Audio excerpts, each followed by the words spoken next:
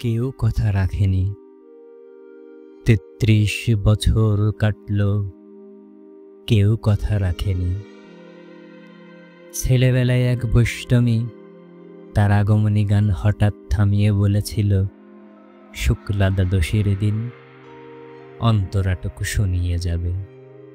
তারপর কত চন্দ্রভূক অমাবস্যা চলে গেল, কিন্তু সেই বৈষ্ণবী আর এলো না। ২৫ বছর প্রতীক্ষায় আছি।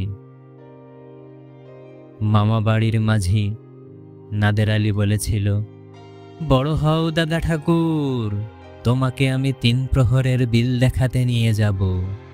সেখানে পদ্ম ফুলের মাথায় সাপ আর ভ্রমর খেলা করে।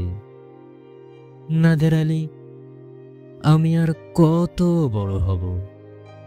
আমার মাথায় ঘরের ছাদ ফুঁড়ে আকাশ স্পর্শ করলে তারপর তুমি আমায় ৩ প্রহরের বিল দেখাবে? একটাও রয়েল গুলি কিনতে পারিনি কখনো। লাঠি লজেন্স দেখিয়ে দেখিয়ে চুষেছে লস্কর বাড়ির ছেলেরা। ভিখারির মতন চৌধুরীদের গেটে দাঁড়িয়ে দেখেছি ভিতরে রাস উৎসব।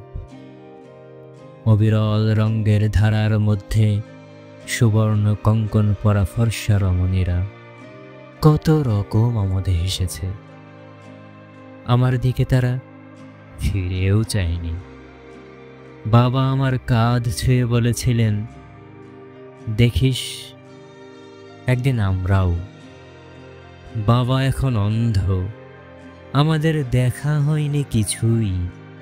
সেই রয়েলগুলি, সেই লাঠি লজেন্স, সেই রাস উৎসব আমায় কেউ ফিরিয়ে দেবে না। বুকের মধ্যে সুগন্ধি রুমাল রেখে বরুণা বলেছিল, যেদিন আমায় সত্যিকারের ভালোবাসবে সেদিন আমারও বুকেও এরকম আতরের গন্ধ হবে। ভালোবাসার জন্য আমি হাতের মুঠোয় প্রাণ নিয়েছি। দুরন্ত সারে চোখে বেঁধেছি লাল কাপড়। বিশ্ব সংসার তন্ন তন্ন করে খুঁজে এনেছি ১০৮টা নীলপদ্ম। তবু কথা রাখেনি বরুণা। এখন তার বুকে শুধুই মাংসের গন্ধ। এখনো সে যে কোনো নারী, কেউ কথা রাখেনি। ৩৩ বছর কাটল, কেউ কথা রাখে না।